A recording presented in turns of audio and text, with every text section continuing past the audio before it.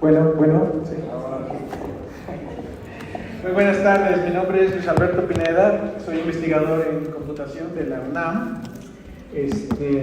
y también estoy aquí a título de la Academia Mexicana de Computación, que es la sociedad que está organizando este evento.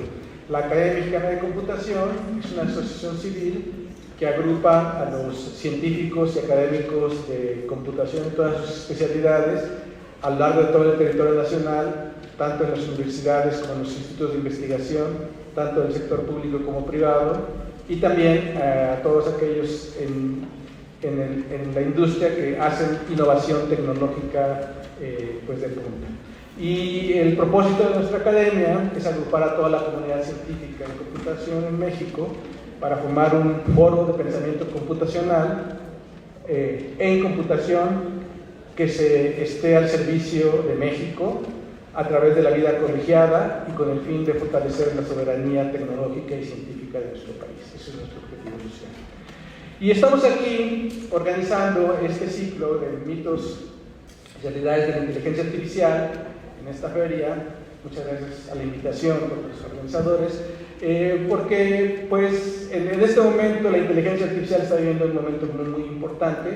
Es una rama de las principales de computación, está en el imaginario colectivo. Actualmente hay una gran cantidad de actividad y difusión de la inteligencia artificial, y también creemos hay mucha confusión acerca de muchos aspectos de qué es lo que es la tecnología, hasta dónde llega, cuáles son sus riesgos, y pues nos parece muy importante dar una visión informada en la medida de lo posible, claro, es un plano grande, desde la academia, desde los investigadores que se dedican profesionalmente a lo largo de su vida a hacer esta investigación, a trabajar en esto, para que pues, el público en general tenga una visión más clara y más pues digámoslo así, racional de lo que es la inteligencia artificial, fuera de todo el ruido que está presente. Y pues tengo el gusto de presentarles al doctor Carlos Coello, nuestro conferencista de hoy. Él es investigador del CIMBESTAB, del Departamento de Formación del CIMBESTAB. También él es expresidente, fue el presidente anterior de nuestra academia. También el doctor Coello ha dedicado toda su vida a la investigación en computación. Él es investigador nacional nivel 3 en el SNI, es también Premio Nacional de Ciencias y es también miembro del Colegio Nacional. Entonces están ustedes aquí ante la persona que más ha logrado en México el reconocimiento en toda la historia en computación, el doctor Carlos Coello.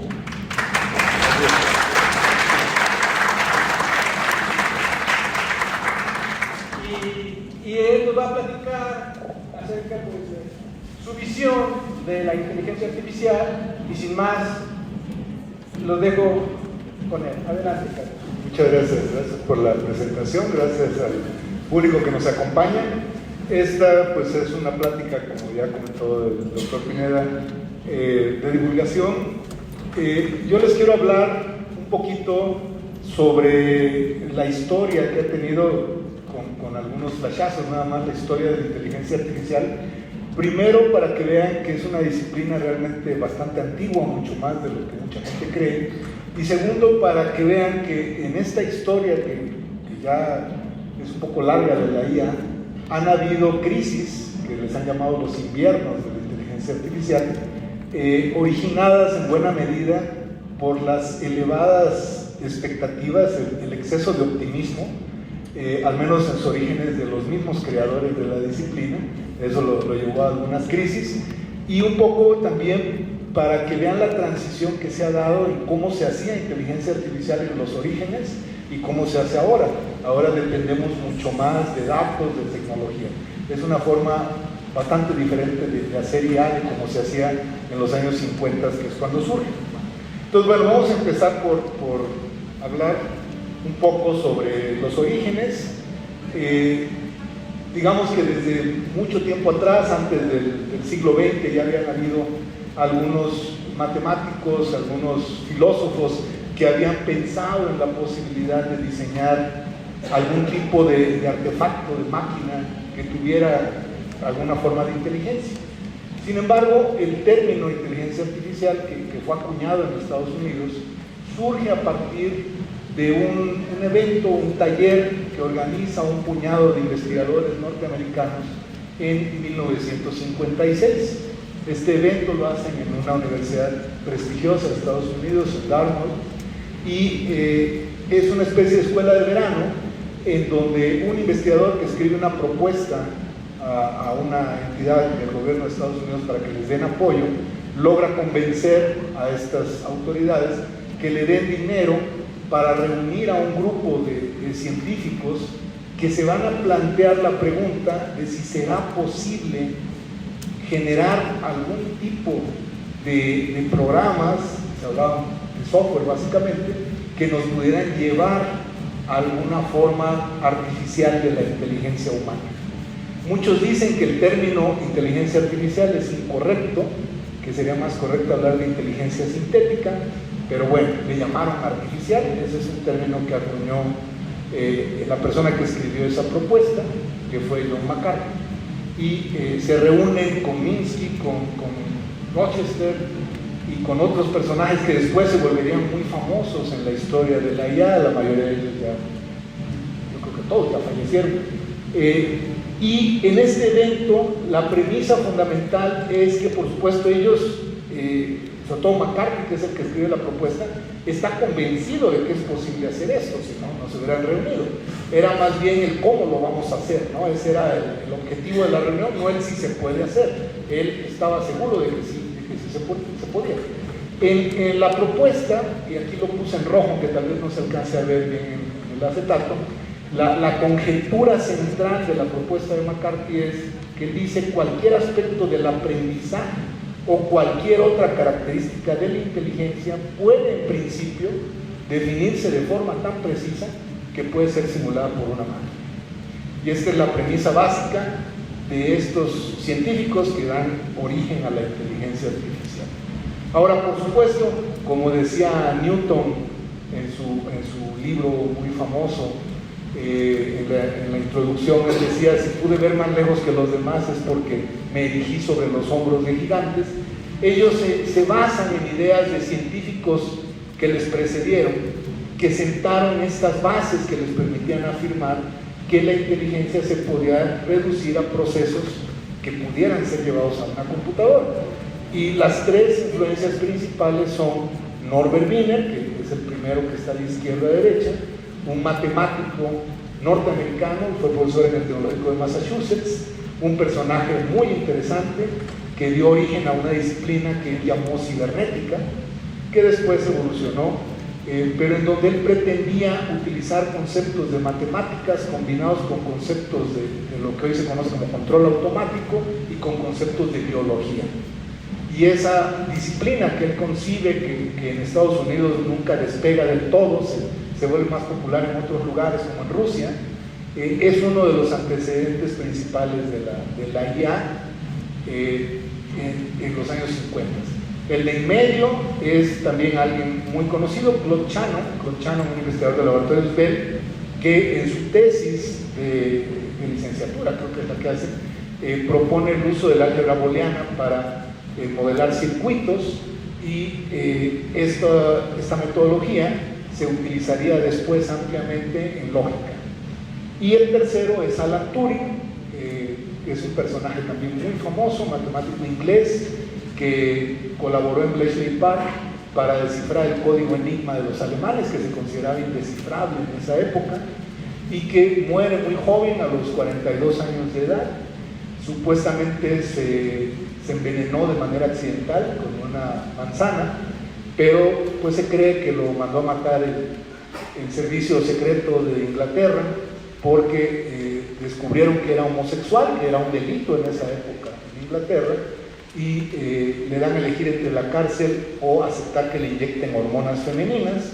Él acepta las hormonas, pero se dice que creían que podía revelar secretos que él conocía de la criptografía inglesa y que por eso lo mataron. Es todo un misterio su muerte, pero murió muy joven. Alan Turing, una de las contribuciones fundamentales que hizo a la IA es que en un artículo que publica en 1950 postula lo que se conoce como la prueba de Turing, que es una definición operativa de inteligencia.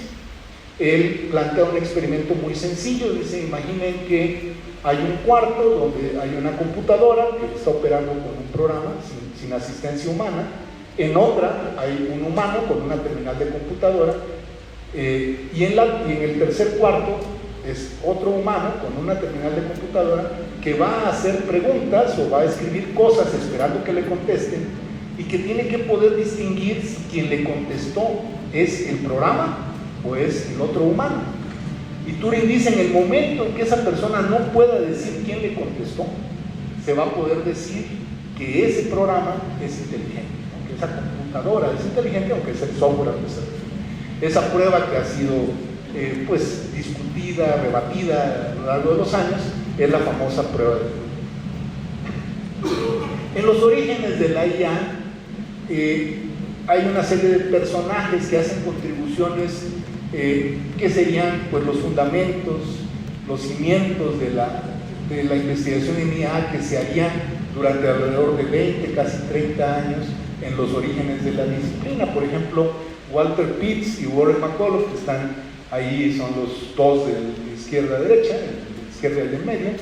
Ellos analizan redes de neuronas artificiales idealizadas y son capaces de demostrar que pueden realizar cómputo, ¿no? Pueden llevar a cabo funciones lógicas simples. Esto lo hacen en 1943.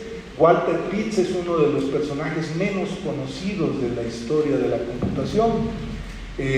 Cuentan que era una especie de supergenio, algo así como Norbert Wiener. Norbert Wiener entró a la universidad a los 11 años de edad y Harvard no lo quiso aceptar porque decían que era demasiado joven.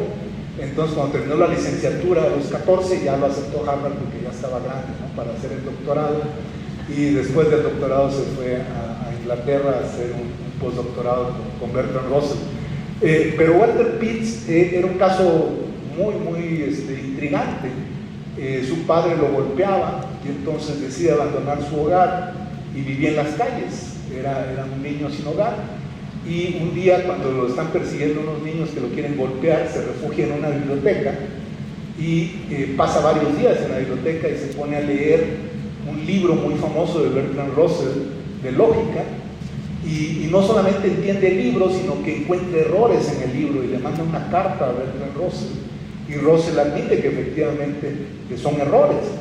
Entonces un día él se inscribe a la Universidad de Chicago, pero él no tenía estudios de ningún tipo, y lo aceptan y empieza a llegar a clases y conoce a McCulloch. McCulloch le presenta a Norbert Wiener porque colaboraba con él, y contaban que Walter Pitts era una de las pocas personas que entendía lo que decía Norbert Wiener, porque hablaba en un lenguaje matemático muy denso, le daba clases a los ingenieros, pero la mayoría de los ingenieros no le entendían lo que decía. Era el típico genio distraído que hacía cosas muy chuscas. Alguna vez se equivocó de salón al dar clase y nadie se atrevió a decirle nada, y terminó la clase y se fue, ¿no? Y nunca se dio cuenta que ese no era el salón en el que le tocaba dar clase. Walter Pitts hace todo el modelo de esta primera red neuronal. Ese iba a ser su tesis de doctorado, pero en una discusión con McCulloch se pelea con él y en un arranque de ira quema el documento y se vuelve alcohólico y se muere muy joven por una cirrosis hepática, ¿no? Una desgracia. En 1951, Marvin Minsky, que era un estudiante de doctorado, retomando estas ideas de Pitts y McCulloch, propone también algo similar, pero él propone un modelo físico. El de ellos era un modelo en papel.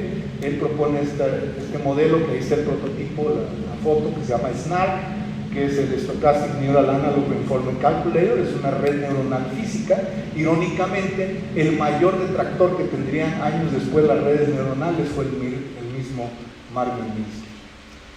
En el 55, Alan Newell y Herbert Simon, que es otro personaje también muy interesante, era economista, y de economista se vuelve computólogo, y pues es el de la trivia, ¿no?, que dicen quién es el único computólogo que ha ganado un premio Nobel. Pues Herbert Simon, pero no lo ganó por computación, lo ganó por economía.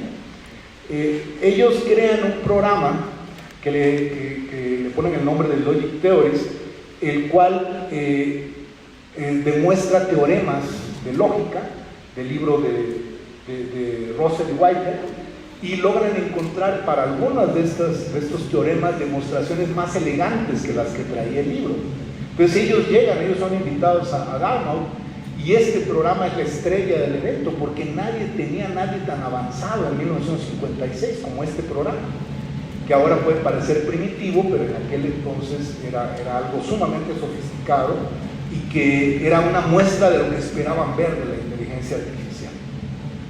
Hubieron muchos otros descubrimientos interesantes, ya olvidados hoy en día. Por ejemplo, en los 60s hubieron muchas tesis en lugares como el Tecnológico de Massachusetts que causaron asombro en aquel entonces entre gente que no era de computación, y en algunos casos incluso gente de computación, y que generaron una serie de expectativas, algunas de ellas demasiado optimistas, pues, ¿no?, de la misma comunidad de IA.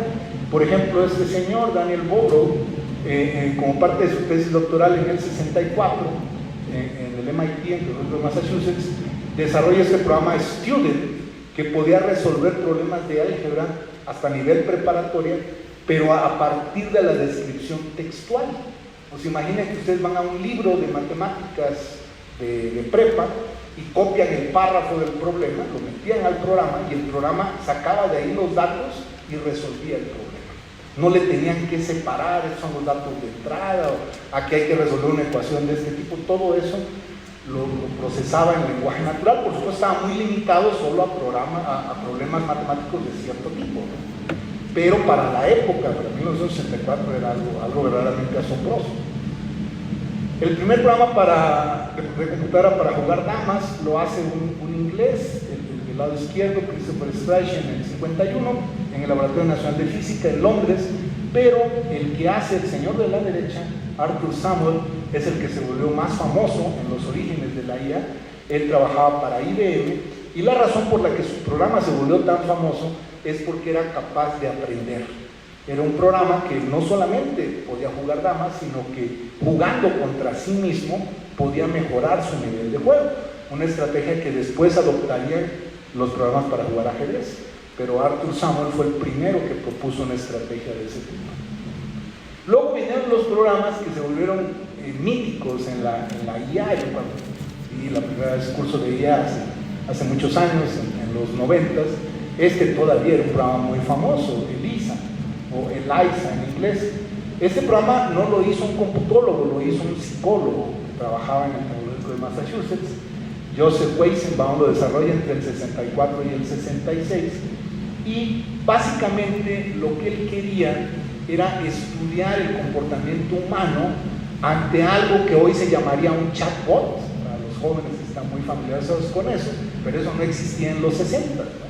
Era un programa que estaba escrito con un código muy sencillo, no había una programación muy complicada, y habían varias versiones, pero esta, que fue la más famosa, simulaba a un psicólogo rogeriano. ¿Por qué un psicólogo rogeriano?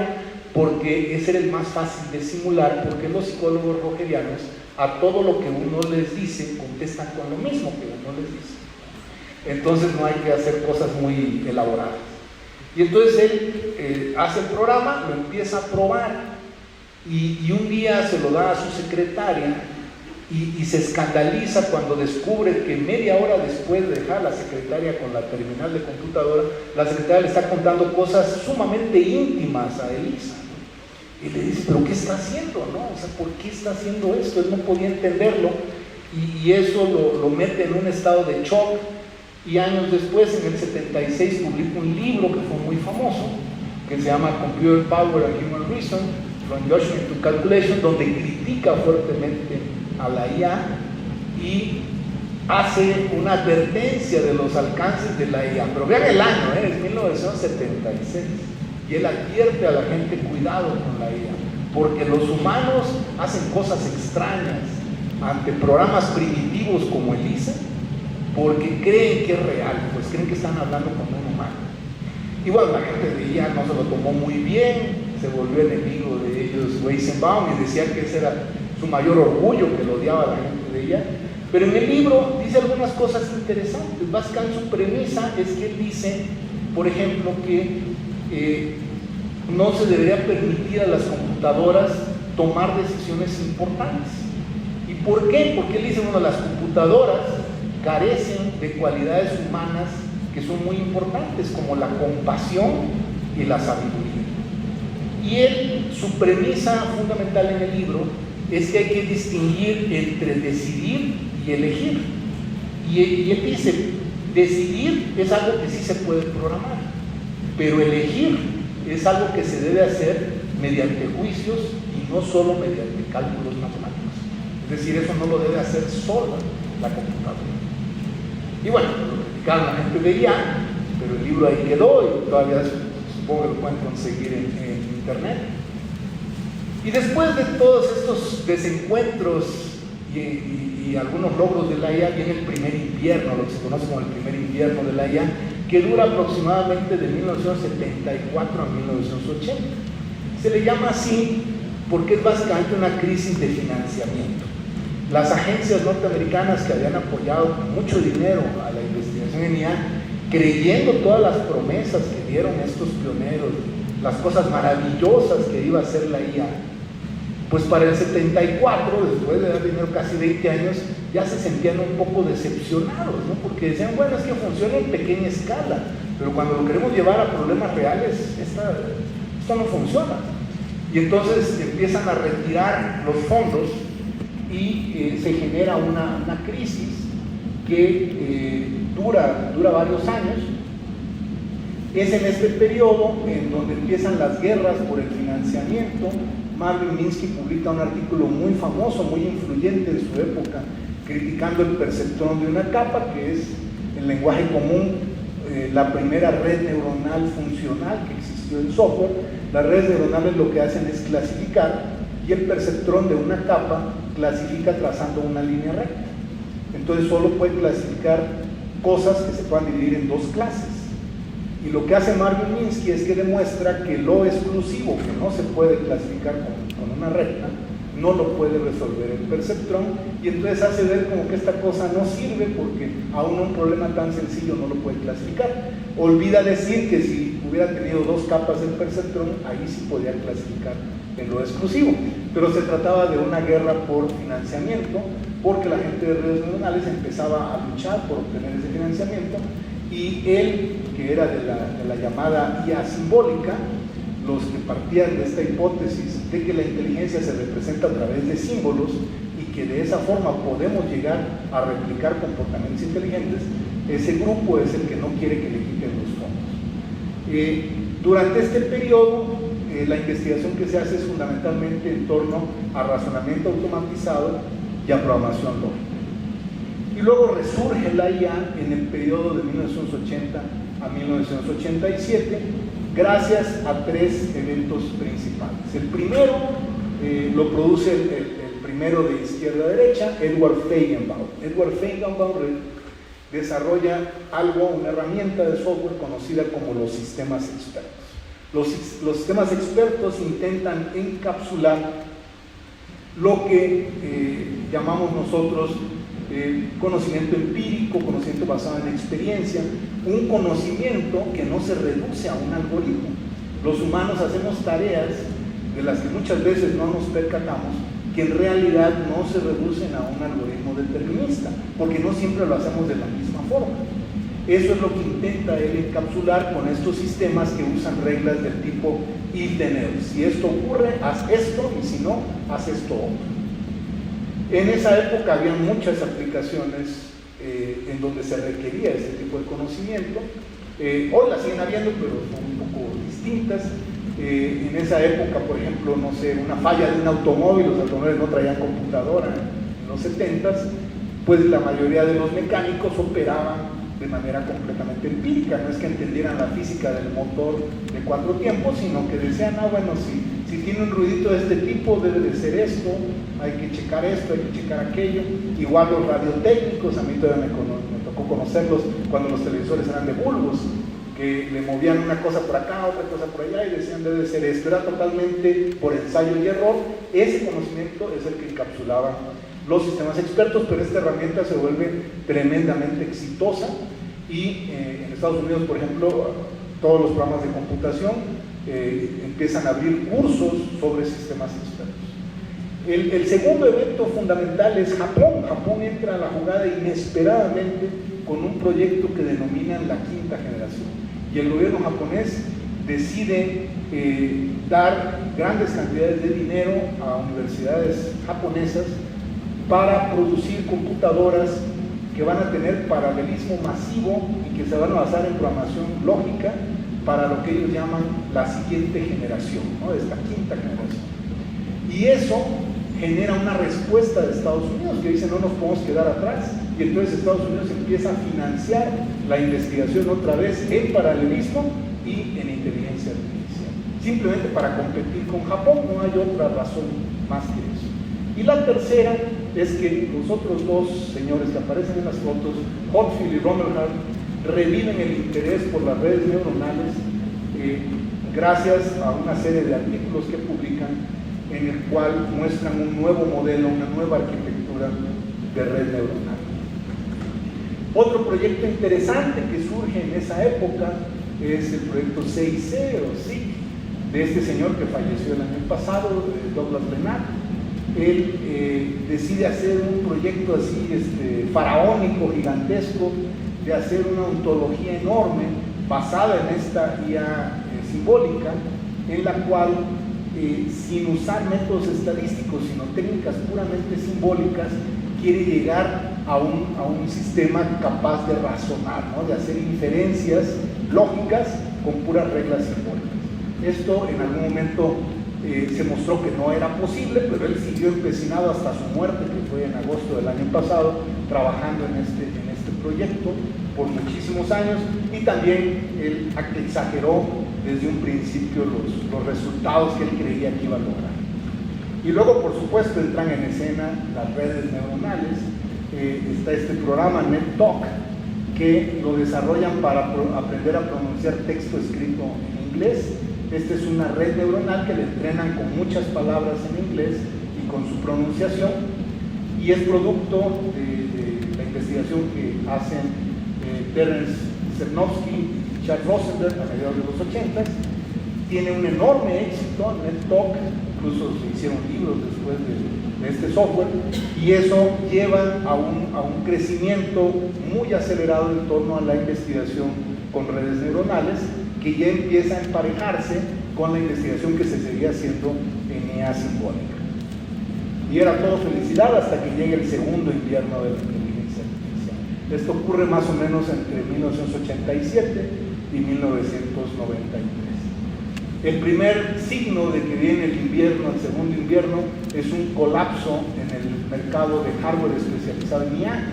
Resulta que en los 80 surgen muchas empresas en Silicon Valley que deciden desarrollar circuitos, hardware que va a tener algoritmos de IA de los de aquel entonces. Hay un boom en la inversión en estas empresas y de repente se colapsa el mercado. Y ese es el primer indicativo de que algo está mal, de que algo está fallando. Para 1993, más de 300 empresas que habían hecho soluciones basadas en IA habían ya quebrado.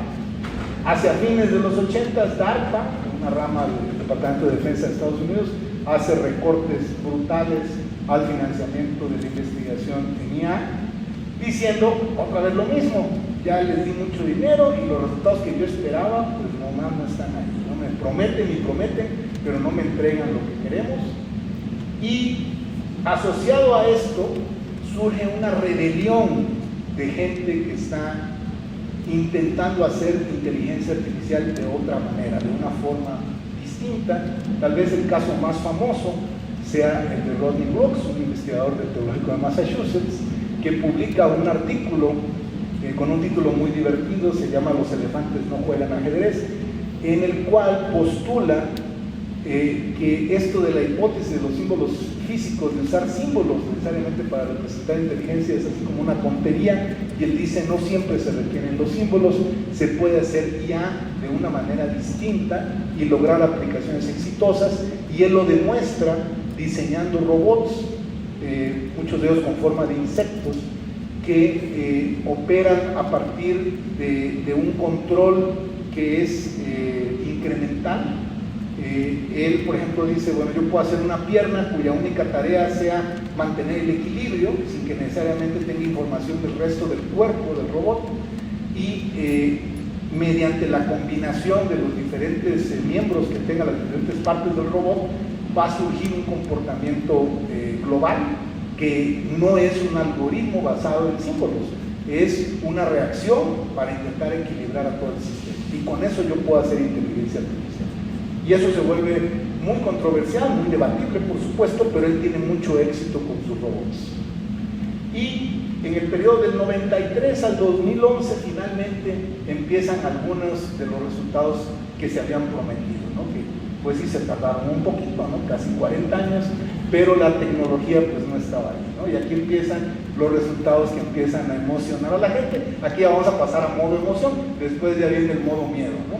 En el modo emoción empiezan a decir, ok, bueno, el ajedrez, había dicho Herbert Simon, la primera vez que ve una computadora jugar ajedrez, él dice, yo creo que en 50 años una computadora le va a ganar al campeón del mundo en ajedrez. Se equivocó como por 20, pero eventualmente en 1997 IBM, con una computadora que ellos llaman Deep Blue, logra derrotar a Kasparov en una serie de partidas muy controversiales, porque Kasparov decía que le habían hecho trampa, que había una jugada que no era posible que la hubiera hecho una computadora, que él estaba seguro que la había hecho un humano.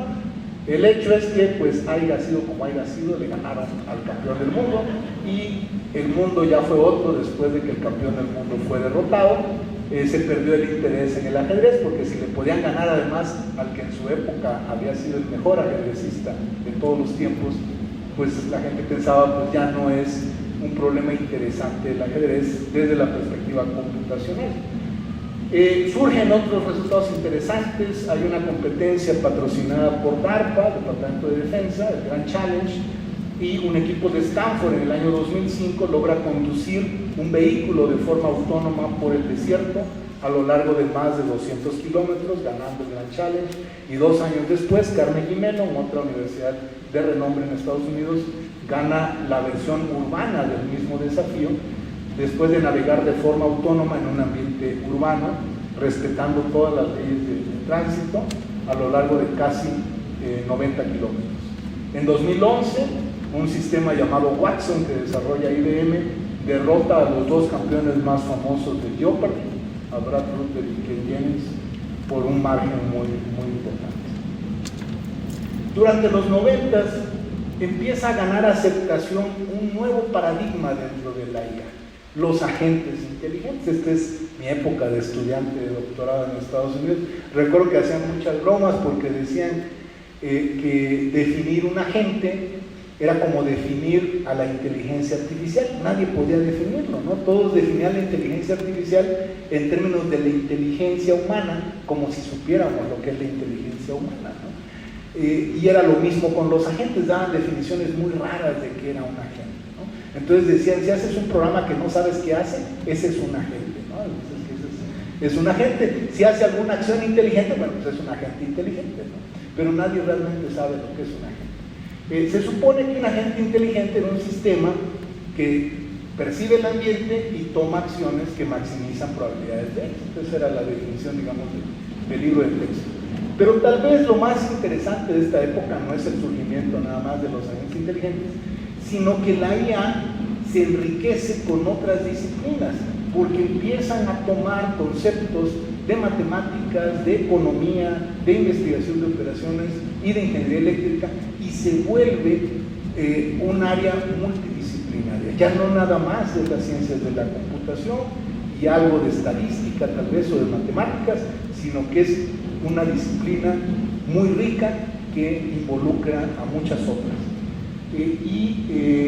Hay trabajos influyentes. El libro de Judea Pearl, que ganaría después el Turing Award del 88, incorpora la teoría de probabilidad en la IA, y así surgen otras herramientas como las redes bayesianas, los modelos ocultos de Markov, la teoría de la información, modelado estocástico, y hasta la optimización clásica entra en la IA. Y en este periodo también se populariza un área que hoy se conoce como inteligencia inteligencia computacional, que abarca 3 disciplinas, que son las redes neuronales, que ya llevaban un buen rato, la lógica difusa, que surge también en el periodo de la IA, aunque no era considerada originalmente parte de la IA, y los algoritmos evolutivos, que surgen en los años 60. Deep Blue, que ya lo había mencionado, que fue el primer programa de computadora en derrotar a un campeón del mundo, es un esfuerzo de muchos años. Empieza como un proyecto en Carnegie Mellon en el año 1985, que después adquiere IBM. Ellos se llevan al equipo que estaba diseñando esta computadora y usando una supercomputadora es como logran derrotar en 1997 al campeón del mundo en una serie de partidas que fueron transmitidas por televisión. Hay todavía documentales que pueden encontrar en internet. Luego viene la nueva era de la IA, que más o menos empieza en 2011 hasta nuestros días, en donde la IA ya depende de grandes cantidades de datos. Ya no es la IA simbólica, ya no es tampoco la IA tradicional, en donde estamos pensando en que con lógica vamos a resolver todo. Ahora vamos a usar enormes cantidades de datos. Esto surge a partir de que se abaratan los semiconductores, se vuelven muy accesibles, el poder de cómputo empieza a escalar de una manera que es difícil de siquiera imaginar, aún para la gente que está en áreas tecnológicas. Cuando uno se remonta a los 90s o a los 80s, es difícil explicarle a un joven las grandes diferencias entre el poder de cómputo de esa época y el que tenemos ahorita, y de las cantidades de apps que se manejaban en esa época, cuando no existían discos duros, por ejemplo, en los 80s, y cuando surgen los primeros discos duros de 10 megabytes, no eran gigabytes, no eran terabytes, eran megas. Y las computadoras tenían 256K, ¿no? Eran kilobytes, no eran megabytes, ni gigabytes, ni nada de eso, ¿no? Eran kilobytes. Esos eran los 80s, en los 90s es que damos el primer salto. Pero para que tengan una idea, una vez un experto en supercómputo que dio una plática en la institución, en el CIDESTAD, nos decían que en aquel entonces, cuando dio su plática, que fue como en 2017, que si en ese año alguien hubiera tenido un iPhone 5 y lo hubiera podido viajar en el tiempo 20 años atrás, a 1997, el poder de cómputo de ese iPhone lo hubiera puesto en la lista de las 10 computadoras más rápidas del mundo. Así es como ha evolucionado el poder de cómputo. Ahora, si tienen un teléfono inteligente, llevan en su bolsillo una supercomputadora que la usan para chatear y cosas raras, para jugar y demás, pero es una supercomputadora. 30 años atrás, ahí se resolvían los grandes problemas de cómputo, ¿no? En esa supercomputadora. Entonces, los avances que se dan de 2011 a nuestra fecha involucran, por supuesto, el Deep Learning, que está tan de moda, el aprendizaje profundo, con sobre todo redes neuronales de las llamadas convolucionales y las redes recurrentes, pero nos llevan a una era en la que estos algoritmos son muy costosos computacionalmente, pero además son muy voraces, requieren enormes cantidades de datos. Eso ya no es un problema. Surge, por supuesto, el interés otra vez por la llamada IA general. La IA general se refiere a tener un tipo de algoritmos de uso general, ¿no? Que con el mismo puedo resolver tareas muy distintas sin tener que reprogramar. Cuando surgen los algoritmos estos del GPT, que voy a hablar de ellos en otro acetato, Microsoft llegó a decir pues que este era lo más cercano que teníamos a la IA general actualmente, aunque todavía tiene muchas limitantes con respecto al sueño de la IA general. Empresas como OpenAI desarrollaron software asombroso, vamos a ver algunos ejemplos como Gato o el mismo ChatGPT que seguro muchos ya conocen. AlexNet es otro de los hitos en la historia de las redes neuronales porque usando una arquitectura de red neuronal convolucional, que es ahora Deep Learning, desarrollan en 2015 esta aplicación con Hinton, que ahora es uno de los que reniega de la IA, desarrollan un algoritmo capaz de clasificar imágenes de manera correcta con un porcentaje muy elevado en un concurso que se hace todos los años, y aunque el algoritmo es muy costoso, esta red neuronal tiene un costo computacional muy elevado, los resultados lo vuelven un referente. AlexNet se volvería un referente, y de hecho el señor de en medio abandona después Google para irse a OpenAI, ¿no? La empresa que ha dado mucho de qué hablar. Surge por supuesto AlphaGo, otro de los grandes hitos. Cuando es derrotado Kasparov, la gente dice, ok, perdió el campeón mundial de ajedrez, pero nunca le vamos a poder ganar, al menos no en muchos años, al campeón mundial de Go, porque Go, que es un juego muy antiguo, un juego japonés, tiene un espacio de búsqueda mucho más grande que el del ajedrez. Y resulta que, para sorpresa de muchos, en 2017, AlphaGo, que es un programa que desarrolla una empresa llamada DeepMind, logra derrotar al campeón mundial de Go.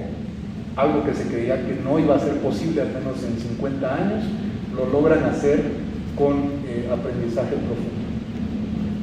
Está ChatGPT, por supuesto, un chatbot muy controversial, es lo que se llama la IA generativa. Este pertenece a una familia de modelos de lenguaje que fueron entrenados con una supercomputadora, se llama Azure, de Microsoft, y la primera versión de dominio público se liberó en noviembre del 2022, la versión 4 en marzo del 2023, y bueno, hay una versión comercial.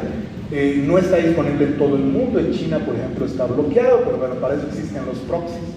Todos mis amigos chinos tienen ChatGPT y lo usan mucho más que yo, porque ahora es muy común, por ejemplo, para corregir texto en inglés. No tiene muchas aplicaciones, ¿no? Mi hijo menor lo usa para optimizar código.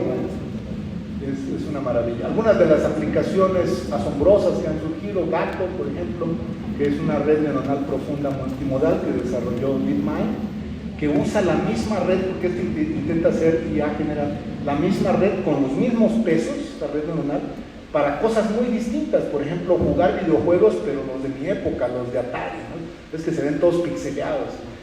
Para etiquetar imágenes, apilar bloques con un brazo de robot, dialogar con un humano, y alrededor de 600 tareas diferentes las puede hacer Gato con exactamente la misma red neuronal. Flamingo, que es una aplicación también muy interesante, que a partir de una foto como la que aparece ahí, le pueden hacer preguntas al sistema sobre lo que dice la imagen y se las contesta, ¿no? Ahí no se alcanza a ver bien, pero le dicen qué es lo que se ve en la foto, y el sistema dice, pues es una manzana que tiene un post-it pegado, y le dicen, ¿y qué es lo que dice el post-it? Dice iPod, y le van haciendo preguntas, y todo lo puede reconocer esta aplicación que se llama Flamingo, también de DeepMind. Y todo lo demás, por supuesto, hay muchos otros, como Minerva AlphaFold, que dio mucho de qué hablar, porque fue capaz de predecir la estructura prácticamente de todas las proteínas conocidas. Eso sí dejó sin tesis a muchos biólogos y biotecnólogos, pero fue todo un hito. Se publicó en Science, creo, el resultado que dio AlphaFold. Pathway Language Model, que es un procesador de lenguaje natural que puede explicar chistes. Ustedes le cuentan un chiste y este sistema se los explica por si no lo entendieron, ¿no? Bueno, para terminar, el futuro de la IA, ¿dónde nos va a llevar la IA? Ha habido muchos foros, muchas discusiones. Aquí, muy brevemente, va a revolucionar la forma de que educamos a los jóvenes, por supuesto, los niños y los jóvenes. Va a haber una nueva forma de educar a la que los maestros se tendrán y nos tendremos que adaptar, los que vamos en posgrado. Personalizados de servicios de salud, donde vamos a tener en un chip todo nuestro expediente médico para cualquier urgencia, para cualquier emergencia, sistemas ya muy, muy sofisticados. En las finanzas, por supuesto, se avisora un futuro en donde van a haber muchos agentes que va a ser software, que ya en el pasado algunos han generado problemas, un colapso en el 84 de la bolsa de valores por el uso de agentes inteligentes. Puede haber otro, pero seguramente las finanzas es un área que se verá afectada. Las nuevas formas de hacer investigación, por ejemplo, ahora los astrónomos que captan todos los días de telescopios enormes cantidades de información que un humano no puede procesar, con estos algoritmos se va a poder procesar mucho más rápido en los próximos años. Los nuevos sistemas de transporte que se avisoran con vehículos autónomos mucho más sofisticados, que se espera que surjan, bueno, que se popularicen, porque ya existen en los próximos años. Pero también hay el lado negativo, ¿no? Habrá que renunciar a la privacidad en buena medida. las aplicaciones militares son inevitables, y la pérdida de empleos también. Se habla de muchos empleos que se van a perder, hay mucha preocupación en Europa en torno a esto, y han sacado listas incluso de los tipos de empleos que se van a perder. La gente de ella lo que les va a decir es, bueno, es que se van a perder empleos rutinarios, cosas que no requieren realmente mucha iniciativa, y esa gente se va a poder dedicar a otra cosa. Pero hay empleos, si ustedes revisan esas listas, que tal vez no son tan rutinarios, ¿no? Por ejemplo, los abogados dicen que van a desaparecer, que a algunos les va a dar mucho gusto, dicen que van a desaparecer los abogados en los próximos años, al menos en Estados Unidos, por la forma en que funciona el sistema de justicia que se basa en antecedentes legales. Yo creo que no van a desaparecer los abogados, sino los asistentes de los abogados, pero sí va a haber una pérdida de empleos. La de la privacidad, pues es algo con lo que tendremos que acostumbrarnos a vivir, ya vivimos así. Si ustedes tienen un teléfono inteligente y se ponen a platicar con alguien y dicen, me encantaría ir a París, cuando vuelvan a entrar a Facebook les van a ofrecer boletos de Air France con descuento y de Aeroméxico para ir a París. Van a decir, ¿cómo es que el Facebook sabe que quiero ir a París? Porque nos está escuchando todo el tiempo su teléfono y esa información se la venden a las apps. Algunas personas piensan que va a haber otras vertientes de la IA, como el procesamiento neuromórfico, en donde usan neuronas físicas para hacer cálculos, buscando una imitación más fiel del cerebro humano. Hay gente que le tiene miedo a eso, por supuesto, y claro, va a seguir el miedo a la IA, reforzado por la ciencia ficción. Siempre las nuevas tecnologías implican riesgos, y eso, por supuesto, que genera miedo en la gente. Ese miedo es hasta cierto punto entendible. Existe un riesgo, por supuesto, dependiendo del tipo de tareas que hagan estas aplicaciones y si tienen o no asistencia humana, pero tampoco es que es el juicio final, ¿no? Que va a salir Terminator y se va a acabar todo, ¿no? Es un riesgo calculado, digamos, con las nuevas tecnologías. Por supuesto, la ciencia ficción tiende a exagerarlo mucho y por eso la gente tiene mucho miedo.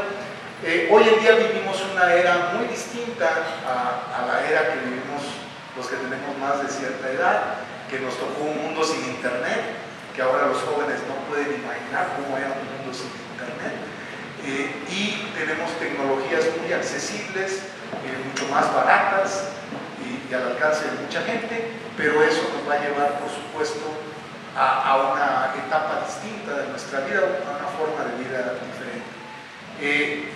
Muchos piensan que, al menos el resto de este siglo, los modelos subsimbólicos como las redes neuronales, que no usan símbolos como tal, sino que usan números, van a predominar, igual que los métodos estadísticos. Esa va a ser la forma de IA que va a predominar. Algunos piensan que van a tener su invierno también esas tecnologías, y evidentemente seguirá el temor a las consecuencias de usar estos algoritmos. Yo creo que una de las tareas pendientes más importantes es regularlo. Ya en Estados Unidos tienen hasta una ministra, creo, de cosas de IA, y hay leyes. Europa también está trabajando en leyes y códigos éticos del uso de la IA. En México estamos rezagados en eso, pero esa es como la acción más inmediata que nos da. Y es todo de mi parte. Muchas gracias.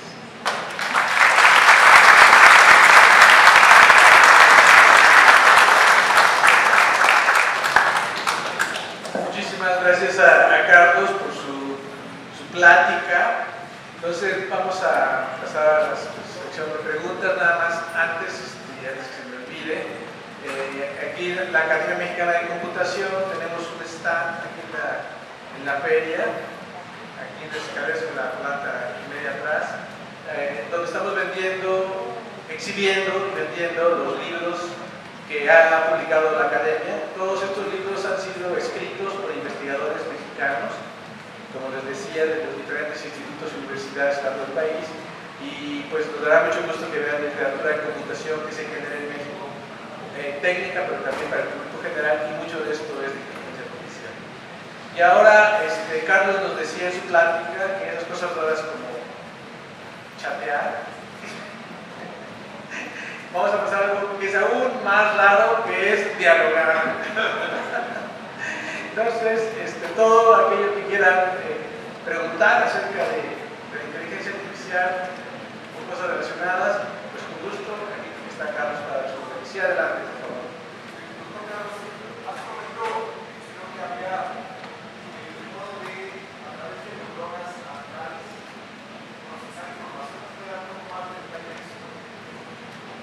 Sí, bueno, son neuronas físicas, no neuronas biológicas, sino que está tratando, si hay quien lo está tratando de hacer con neuronas biológicas, pero esa no es la que puse, que era esta, el neuromórfico.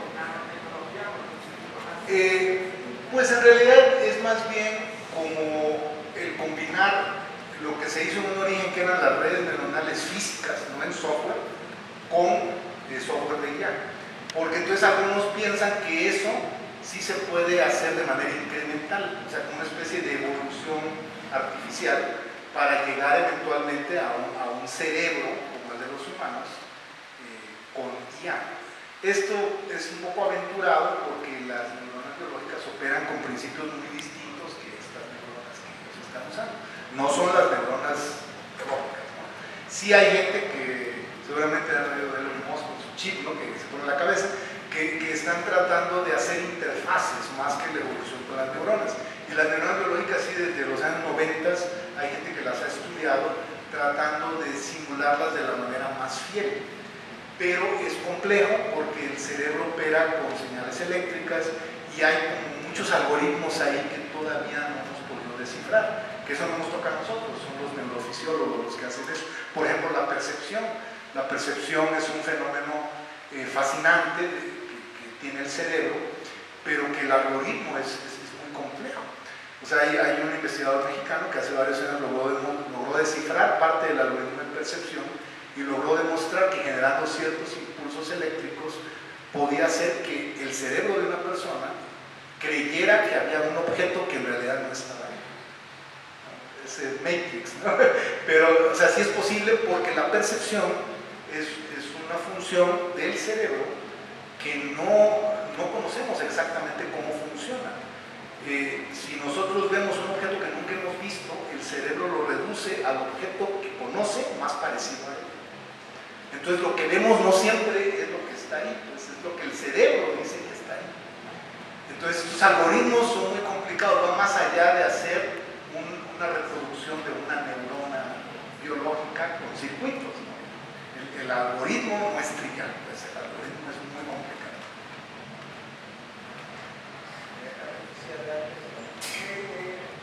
Buenas tardes, felicito por la iniciativa. La primera pregunta es, en términos cristianos, ¿cómo podrías explicarnos el proyecto Colmena que se acaba de lanzar? ¿Cómo nos podemos explicar eso a partir de Ah, pero ese es el satélite, ¿no? Claro, con el proyecto que pues creo que al final tuvo éxito, ¿no? Porque había tenido ahí un problema grave. Pues yo creo que es un avance importante, no es necesariamente de IA, ¿no? Yo diría que es más de lo que sería ingeniería aeronáutica, ingeniería espacial mexicana, que pues existe desde hace varios años una agencia espacial mexicana que no ha tenido mucho presupuesto, pero ahí está. Y ellos, yo sé que llevan varios años diseñando satélites.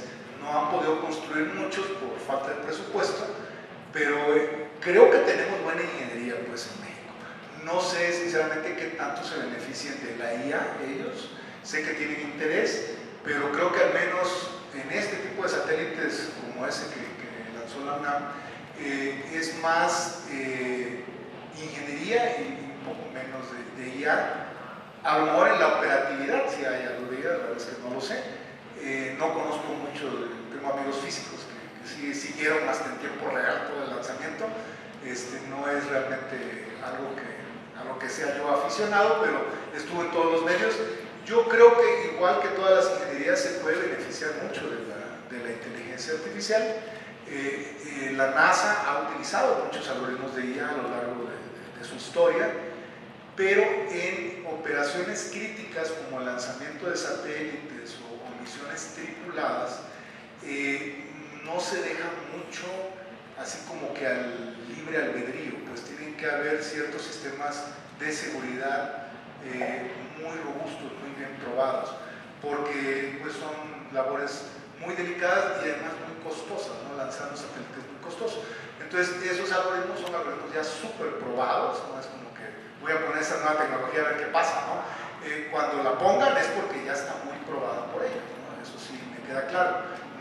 No conozco los detalles detalles de Colmena, no sé qué tipo de algoritmos usaron, si es que usaron algún tipo de IA.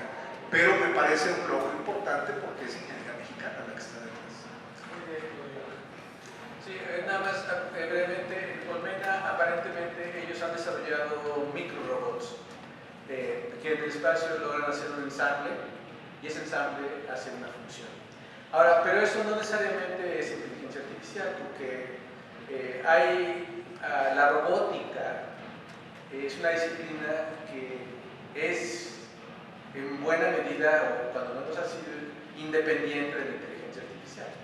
O sea, la robótica de manera tradicional y históricamente se relacionó más con los sistemas de control. ¿Sí? O, por ejemplo, los robots de las plantas que hacen coches, por ejemplo, esos robots pues, no tienen inteligencia artificial, son sistemas de control fijos. Entonces, yo creo que el trabajo de Colmena, los microrobots que ellos tienen están más enmarcados en ese tipo de la robótica clásica, sí microrobótica y posiblemente algo de interacción con inteligencia artificial en la parte del ensamble de colmenas. Sí fueron desarrollados en la UNAM por un grupo de estudiantes a lo largo de muchos años, pero sí es un poquito ortogonal a la vertiente principal de la inteligencia artificial. Según yo sé que realmente no está poco en la especialidad, pero completando un poco la pregunta. Muy bien. Vamos a adaptar la pregunta personal, por favor. Sí. De manera personal, ¿hasta dónde nos puede llevar una inteligencia artificial? ¿Qué tan grandes son sus algoritmos? Porque bueno, algunas personas intentan hacer sus algoritmos para hacer algunas aplicaciones. Entonces, bueno, la pregunta es para usted, ¿hasta qué tan bien controlada tiene la IA? Y hasta dónde se puede llegar. Y la segunda es, ¿qué tanto nosotros como personas podemos hacer nuestra una IA autónoma? Bueno, la segunda es yo creo más fácil, ¿no? Estos algoritmos, muchos de ellos están en el dominio público, se pueden descargar gratuitamente, son de uso muy sencillo, la gran mayoría, no todos, pero la gran mayoría, a diferencia de los que habían hace 30 años que eran complicados instalarlos y utilizarlos, ¿no? Los de ahora creo que son muy fáciles, hay para todo tipo de cosas que uno se puede imaginar, y yo creo que el mayor alcance, o sea, yo más que pensar en el control de estos algoritmos, que sé que a mucha gente le preocupa, o sea, unos dicen, bueno, y si apago la computadora se va el algoritmo, sí, eso sigue ocurriendo, no va a quedar vivo, ¿no? Como la película de Johnny Depp, que se va a quedar en el cableado, pero tenemos que verlos desde la perspectiva del beneficio. Pues estos algoritmos se diseñaron de origen para ayudarnos, para hacernos la vida más amable. Mi hijo menor, por ejemplo, que hace cosas de diseño por computadora, él me dice que antes para hacer un cartel publicitario se tardaba un mes, ahora lo puede hacer en 3 días con muchas de estas herramientas de IA, y la calidad es similar a la que él tenía cuando usaba las herramientas tradicionales de diseño. Entonces, en algunas áreas creo que el beneficio es muy evidente de estas herramientas. Y por supuesto la preocupación es para la gente que hacía muchas de estas tareas y que a lo mejor se van a quedar sin trabajo en algunos años. En México pues todo siempre tarda más, ¿no? Aquí siempre nos llega con retardo, así que aquí seguro va a tardar varios años en que se popularice, porque también muchos de esos algoritmos requieren computadoras con ciertas características, no van a correr en cualquier computadora, algunos bastante pesados. Noten que la mayoría de estos algoritmos muy asombrosos, como el del ChatGPT, el algoritmo no se conoce, solo conocemos la aplicación, pero el algoritmo es secreto, ese lo tiene la empresa y se tiene un indicio de qué es lo que hace, se sabe que es una red profunda, que tiene no sé cuántos miles de millones de parámetros, pero eso es todo lo que sabemos, no hay información detallada de cómo está eso implementado.